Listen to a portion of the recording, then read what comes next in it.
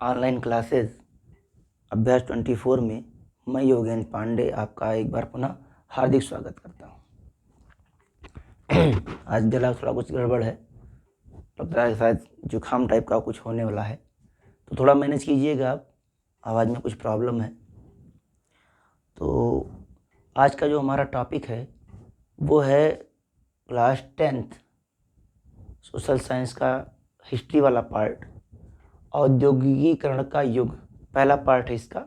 इसमें आज हम जिन दो टॉपिकों पर या जिन दो विषयों पर अध्ययन करेंगे वो है औद्योगिक क्रांति से पहले और औद्योगिकीकरण की शुरुआत, अर्थात औद्योगिक क्रांति से पहले की क्या सिचुएशन थी और फिर औद्योगिकीकरण की शुरुआत कैसे हुई। इन दो विषयों पर हम आज चर्चा करते हैं।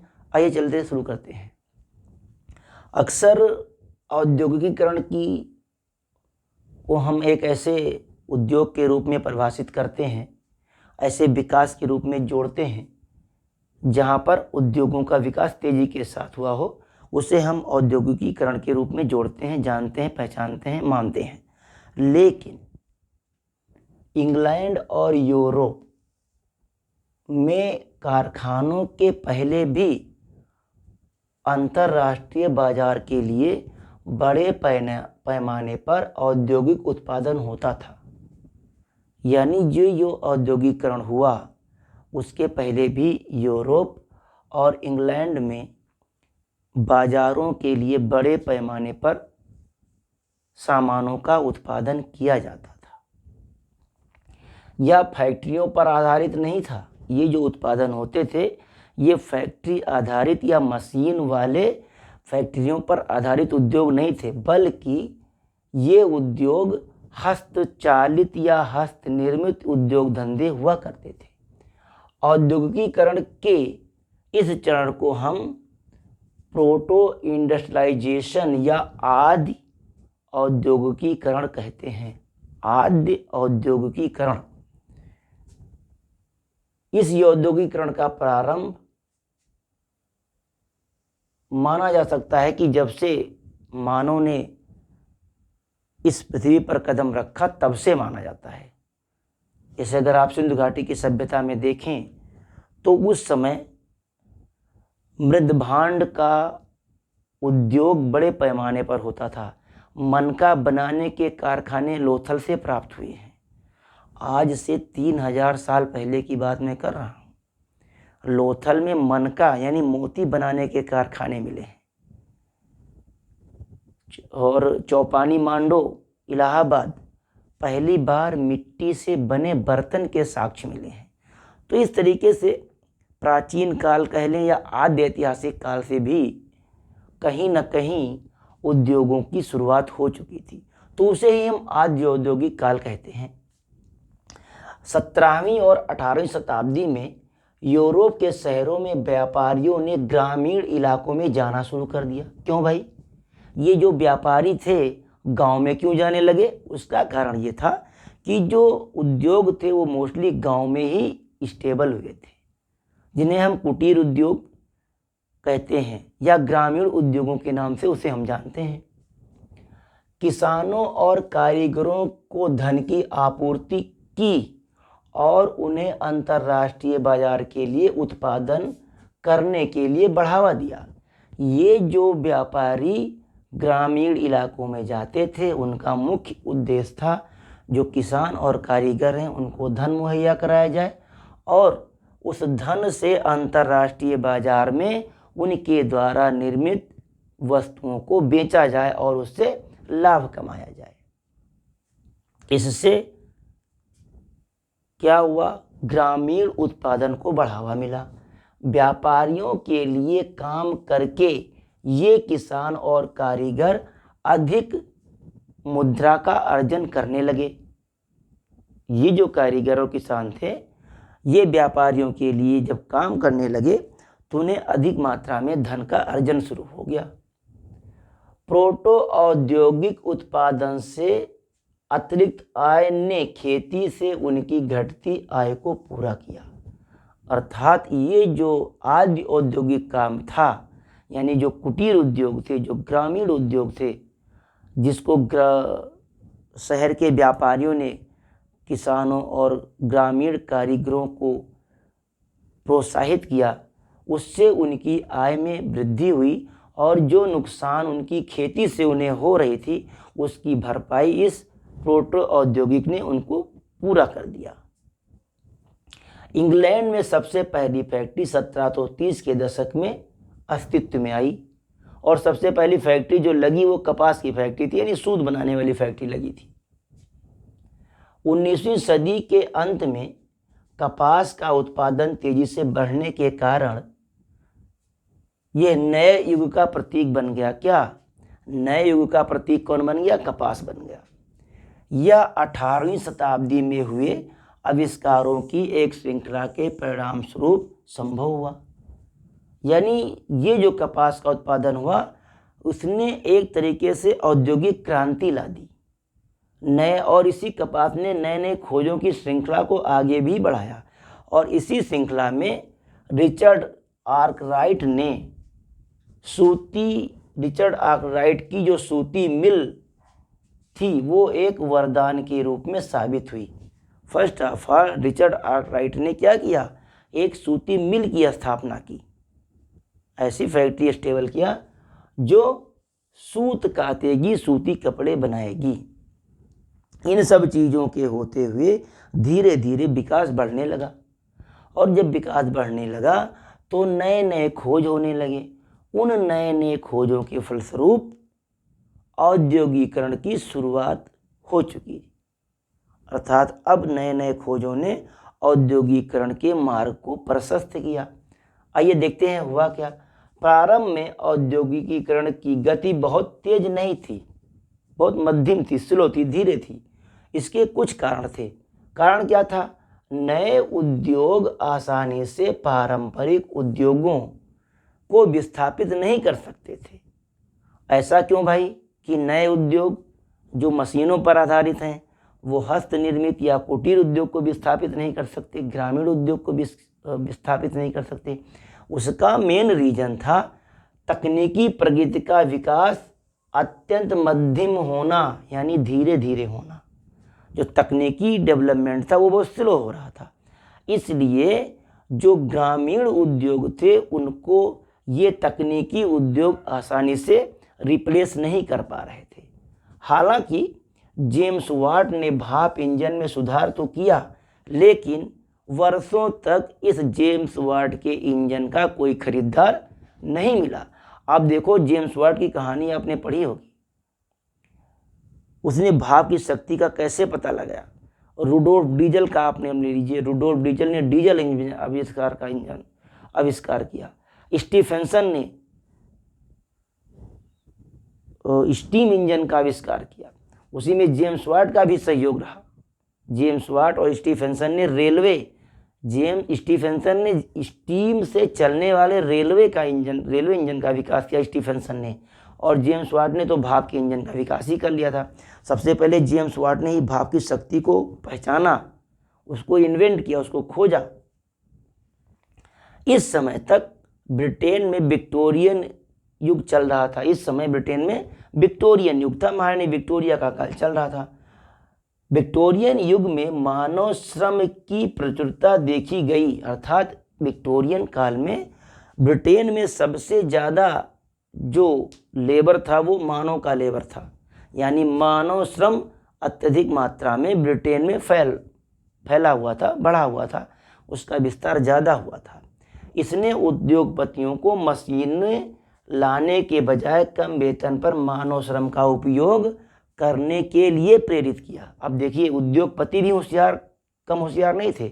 उन्होंने सोचा यार नई नई मशीनें लेकर आएंगे तो हमें ज़्यादा पूंजी इन्वेस्ट करनी पड़ेगी, और ज़्यादा पूंजी इन्वेस्ट करनी पड़ेगी तो हो सकता है मशीनों से लाभ हो सकता है ये मशीनें खराब हो जाएं तो उसको बनाने में भी हमें पूंजी इन्वेस्ट करना पड़ेगा। तो ऐसा किया जाए कि इन मशीनों के बजाय ये जो मानव श्रम है इसी का हम क्या करें, उचित उपयोग करें। इसी मानव श्रम का उचित उपयोग करके क्या करें, जो उत्पादन है उसको बढ़ाया जाए, और इसके कारण उद्योगपतियों को मानव श्रम के उपयोग को करने के लिए प्रेरणा मिली। यानी जो उद्योगपति थे उन्होंने इन मशीनों की जगह मानव श्रम को अत्यधिक प्राथमिकता दी। कारण क्या था? मशीनों में अत्यधिक पूंजी निवेश, उत्पादन होगा कि नहीं होगा, मशीनें खराब हो जाएंगी तो फिर उसका रिपेयरिंग कैसे होगा। और उस समय की मशीनें भी बहुत ज़्यादा एडवांस टेक्नोलॉजी वाली नहीं थी, बस मशीनें थीं, इतना था। और एक घटना घट गई, गैस वर्कर्स और ब्ररीज जैसे कई उद्योग में गैस वर्कर्स और ब्ररीज जैसे कई उद्योगों में श्रम की मांग मौसमी थी। मतलब क्या है? समय की मांग मौसमी थी, यानी मौसम के अकॉर्डिंग यहाँ पर काम होता था। यानी यहाँ पर एक तरीके से मान लें तो प्रचंड बेरोजगारी थी। जैसे अभी हमारे यहाँ क्या होता है, आप देखिए ग्राम में या ग्राम सभाओं में, ग्रामीण अंचलों में क्या होता है। अभी इस समय हमारे यहाँ धान की रोपाई चल रही है। अब धान की रोपाई के बाद तो किसान, फिर आम आदमी बेकार हो गया, किसान को कोई काम नहीं है, मजदूर हैं जो उसमें, उनको भी कोई काम नहीं है। अब 5 महीने बाद फिर फसल तैयार होगी, तब फिर जाकर के कहीं मजदूरों को उसमें रोजगार के अवसर उपलब्ध होंगे। तो इस तरीके से श्रम की बेरोजगार मौसमी मांग भी कहीं ना कहीं उद्योगों को प्रभावित करती थी। इससे उद्योगपतियों को हाथ से श्रम का उपयोग करने के लिए भी प्रोत्साहन मिला। यानी जैसे मौसमी बेरोजगारी आ गई तो मशीनें तो बंद हो गई। अब मशीनें बंद हो गई, लेकिन मशीन में जो वर्कर्स काम करते हैं उनको तो सैलरी देनी पड़ेगी भाई, क्योंकि मशीन लगी हुई है। लेकिन अगर मशीनें नहीं होंगी तो काम बंद तो मजदूरों की छुट्टी, इसलिए मजदूरों को वेतन भी नहीं देना पड़ेगा। तो इस कारण भी मानव श्रम या हाथों से श्रम का उपयोग करने के लिए भी उद्योगपतियों को प्रोत्साहन मिला, क्योंकि विक्टोरियन ब्रिटेन में हस्तनिर्मित उत्पादों की काफ़ी मांग भी थी। एक कारण ये भी था, मानव श्रम के उपयोग का एक कारण ये भी था कि विक्टोरियन एज में ब्रिटेन में जो हस्तनिर्मित उत्पाद थे उनकी डिमांड बहुत ज़्यादा थी। आज भी देखिए हस्तकला निर्मित वस्तुओं की डिमांड ज़्यादा होती है।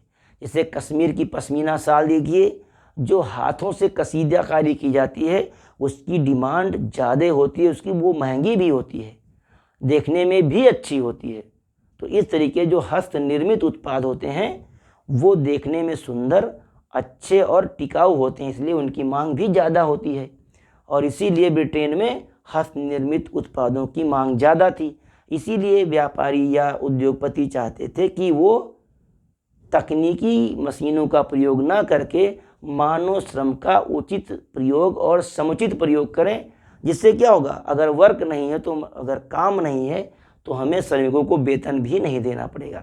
कुल मिलाकर के उद्योगपतियों को फायदा ही फायदा था इससे। लेकिन इसके विपरीत अमेरिका की हालत जुदा थी। अमेरिका में क्या था? अमेरिका में स्थिति बिल्कुल अलग थी, जहां उद्योगपति मानव श्रम की कमी के कारण यांत्रिक शक्ति का उपयोग करने के लिए उत्सुक रहते थे, बाध्य थे। क्यों? क्योंकि अमेरिका में मानव शक्ति कम थी, मानव पावर वहाँ पे नहीं था। तो वहाँ के उद्योगपतियों के लिए ये तो मजबूरी थी भाई कि वो यांत्रिक शक्ति का उपयोग कल कारखानों के लिए करें। लेकिन इंग्लैंड में तो ऐसी कोई बाउंडेशन थी नहीं, तो इसलिए इंग्लैंड के उद्योगपतियों ने मानव श्रम को प्राथमिकता दी और मशीनों को लगाने के बजाय मानव को ज़्यादा प्राथमिकता दी। उन लोगों ने बाजार में श्रम की अधिकता ने एक कारण और देख लीजिए। अब हुआ क्या? बाजार में श्रम की अधिकता ने श्रमिकों का जीवन कठिन बना दिया। हुआ क्या? जब धीरे धीरे औद्योगिकीकरण बढ़ा, शहरों में बड़ी बड़ी फैक्ट्रियां लगने लगीं, तो गांव के लोग शहरों में रोजगार के लिए दौड़ने लगे, आने लगे। आज भी देखिए यूपी है, बिहार है ना, यहाँ के लोग कहाँ जाते हैं भाग करके? बम्बई जाते हैं, गुजरात जाते हैं, दिल्ली जाते हैं। क्यों? क्योंकि वहाँ पर औद्योगिक कल कारखाने ज़्यादा हैं और यूपी और बिहार जैसे पिछड़े क्षेत्र में उद्योगों का अभाव है। तो ये सेम कंडीशन उस समय वहाँ भी थी, इंग्लैंड में भी थी। यानी जो बाजार में श्रम की अधिकता का कारण क्या था? क्योंकि अत्यधिक मजदूरों का पलायन कर जाना गांव से शहर की तरफ, कारण शहर में बड़े बड़े उद्योग धीरे धीरे स्टेबल होने लगे थे। मेन कारण यही था। वे नौकरी खोजने के लिए शहरों में आए। कौन? अरे वो गांव वाले लोग भैया। जैसे आज देखो भी गांव से लोग कहाँ जाते हैं? दिल्ली जाते हैं, बम्बई जाते हैं, क्या करें? खाली नौकरी करे के लिए जाते हैं। तो पढ़बो लिखबो ना तो यह करे परी, भाग के प्रदेश जाए परी। ये लिए पढ़ो लिखो मेहनत करो, प्रदेश जाए से बचो, थोड़ा अपने को स्टेबल करो, कठिन परिस्थितियों से गुजरने का काम करो। जितना ज़्यादा कठिनाई जीवन में आएगी उतने ज़्यादा आप अपने जीवन में सफलता मार्ग की ओर अग्रसर होंगे। तो इन सब चीज़ों से सीख लीजिए। ये सब्जेक्ट ऐसे ही नहीं आपके सिलेबस में शामिल किया गया है। इस सब्जेक्ट का मेन उद्देश्य है कि आप समाज से जुड़े रहें, समाज में होने वाली घटनाओं के प्रति जागरूक रहें और उससे सीख लें, है ना। सीख लेना चाहिए। किससे? जो बीती घटनाएं बीत गई हैं उनसे हमें सीख लेना चाहिए। तो बाजार में श्रम की अधिकता ने श्रमिकों का जीवन बहुत ही कठिन बना दिया। कठिन बन ही जाएगा। उद्योग एक है, मजदूर हजार हैं, तो क्या होगा भैया? बेरोजगारी बढ़ेगी ना। और बढ़ेगी तब क्या होगा? कुछ लोगों को रोजगार मिलेगा, कुछ को नहीं मिलेगा। अब कुछ लोग जैसे अब मान लो तो दिल्ली भाग के चला गया, या हम लोग कोई भी व्यक्ति दिल्ली भाग के चला गया, अब पता चला कि वहाँ रोजगार के अवसर ही उपलब्ध नहीं हो पा रहे हैं, फैक्ट्रियाँ कम हैं, व्यक्ति ज़्यादा हैं, मजदूर ज़्यादा हैं, तो क्या होगा? उनको हफ्ते 2 हफ्ते बैठा रहने पड़ेगा, निठल्ले घूमने पड़ेंगे। तो शहरों में आए, लेकिन नौकरी पाना आसान नहीं था। कैसे आसान हो जाएगा भाई? उद्योग कम है और नौकरी लेने वाले ज़्यादा लोग हैं। जैसे आज देखिए भारत में कितनी बड़ी बेरोजगारी है। सब डिग्री लेके, नकल करके डिग्री लेके हुआ बेरोजगारी बढ़ावत है। क्लियर? तो बेरोजगारी नहीं बढ़ाना है। नौकरी चाहने वालों को हफ्तों तक इंतजार करना पड़ा। इतना ही नहीं, पुलों के नीचे, रैन बसेरों में रातों की नींद हराम करनी पड़ी, तब जाकर के कहीं नौकरी मिली। जैसे आज देखिए, अब यहाँ से दिल्ली, इलाहाबाद, लखनऊ, कानपुर तैयारी करने जाते हैं ना, तो आपको रातों की नींद और दिन का चैन भी खोना होगा, तब जाकर के आपको कहीं सफलता का स्वाद मिलेगा। यानी रातों की नींद और दिन का चैन आपको खोना होगा, तब जाकर के आपको सफलता का स्वाद मिलेगा, जो बहुत ही सुखदायी और आनंददायी होगा। कई उद्योगों में काम की मौसमी प्रकृति ने श्रमिकों के लिए केवल दुख ही बढ़ाया। कुछ ऐसे उद्योग भी थे जो सीजनल हुआ करते थे। इससे क्या हुआ? जो व्यक्ति उसमें काम करने गया, सीजन ऑफ होने के बाद काम बंद। अब बेचारे वो क्या करेंगे? अब बेचारे वो बैठ करके इधर उधर मुफ्त की रोटी तोड़ेंगे, और क्या होगा? जो कमाया है उसको खाएंगे। तो इस तरीके से जो ये औद्योगिकीकरण की शुरुआत हुई, तो सबसे पहले उद्योग जो लगे वो बहुत लिमिट में लगे। क्यों? क्योंकि जितने भी उद्योगपति थे वो मशीनों से डरते थे। कहते हैं कि अगर मशीनों को लगा लेंगे तो मशीन हो सकता है खराब हो जाए, कोई समस्या आ जाए, तो इससे वो क्या होता था? डरते थे। और कुछ उद्योगपतियों ने तो मशीनों को लगाया भी, स्टेबल भी किया, लेकिन कुछ ऐसे उद्योग भी थे जो मौसमी उद्योग थे, जहाँ पर सीजनल ही वर्क होता था। तो इस प्रकार ये छोटा सा टॉपिक है औद्योगिकीकरण का युग। आज ये पहला पार्ट था, आई थिंक इसमें 2 या 3 पार्ट आएंगे। तो हम चाहेंगे कि इसको आप नोट करें, और एक चीज़ ध्यान रखें, नोट्स जरूर बनाएं। नोट्स रहेगा तो एक बार आप नोट्स बना लीजिए, उसके बाद आप पढ़ना शुरू कीजिए। फिर वीडियो को आप फास्ट करके भी देख सकते हैं, लेकिन नोट्स रहेगा तो हो सकता है जिस दिन आपके पास डेटा ना हो तो आप क्या करें, इसको रिवीजन कर सकते हैं। आप इस पूरे वीडियो को देखने में 15 से 20 मिनट या आधे घंटे लगा सकते हैं, लेकिन अगर इसी नोट्स को आप लिख लेंगे तो 2 मिनट में काम हो जाएगा। 5 मिनट, मैक्सिमम 5 मिनट इस पूरे नोट्स को पढ़ने में आपको अपना समय देना पड़ेगा। इसलिए नोट्स ज़रूर बनाएं। नोट्स बनाने का एक फ़ायदा अपना और ये है कि आपको लिखने की प्रैक्टिस हो जाएगी। क्लियर? तो आज का टॉपिक बस इतना ही। मिलते हैं अगले एपिसोड में। तब तक के लिए आपका बहुत बहुत धन्यवाद।